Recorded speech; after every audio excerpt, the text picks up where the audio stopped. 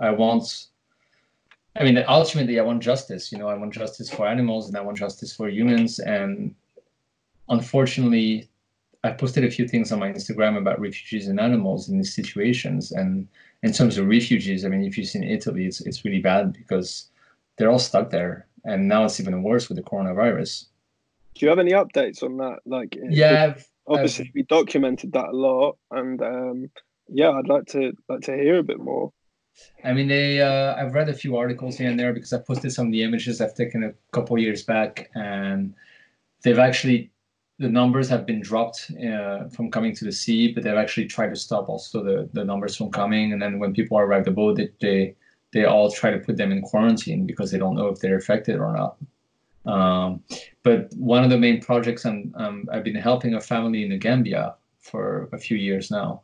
And do you know where the Gambia is? No, I couldn't put it on a map. Yeah, I'm it's like afraid. you know Senegal.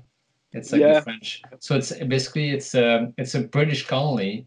There was the French and British colony that kind of were fighting around these territories, and the French got the Senegal country, and then the British got the Gambia. So the Gambia is actually a country within the middle of Senegal, and they had. So I've been in touch with my friend who I've been helping and documenting his life there in the small village, and I try to send him money every month, and we're trying to build him a house. He's a teacher for kids over there, and he actually they just closed down the borders because they had 4 people affected just in the country. But because they don't have any infrastructure and they're so poor and they don't have any resources, they can't take the chance. And on top of that, they don't have much imports already because they're stuck in the middle of another country. So it's really hard for them to get imports. And also because of their weather condition is also quite hard. And they don't have any exports in exchange. So they're already in deficit. And now they're shutting the borders for 45 days, which means that they're not going to get much food at all for these 45 days. And which means that they have to go get food right now to survive. But the problem is that they're so poor that they live on day to day. Sometimes they don't even have money to buy rice. So I had to like make a donation call, and thankfully I just got 200. I collected 200 euros, so I just sent him the 200 euros through one of those websites like Small World, where they wire the money, and they just If arrived. you send it to me, we can isolate this and we can repost it and see Yeah, if sure. anyone. Yeah, because that sounds like a good idea. Because yeah, I have no idea about that. You know what I mean? Like Yeah, there's a lot of stories that people don't hear about. So yeah, we'll get that reposted, I think. yeah. That's a great one, and I mean that's a great one. Just him to know that they're also in that situation, but much worse than we are because. Mhm. I mean, now we're talking about food and water. That's not even accessible to them. What's panic buying? Is there any panic buying in Sweden? Toilet paper.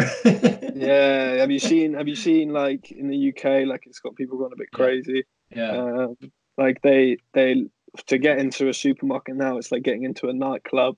It's all yeah, like barriers, and you have uh, to go and wait and get let in, and yeah. one in, one out, and Yeah, they don't do that in Sweden. And Sweden is super liberal being here. I mean, you wouldn't even think that the disease is around because it's just there's no restrictions at all, which is really surreal. And it creates a bit of a confusion in my head too, because I'm supposed to be in quarantine. I know that I'm a risk, but yet nothing is being implemented on me. So when I'm walking around, I get really confused. I'm like, well, people are doing their things. Like, is it that's really that bad?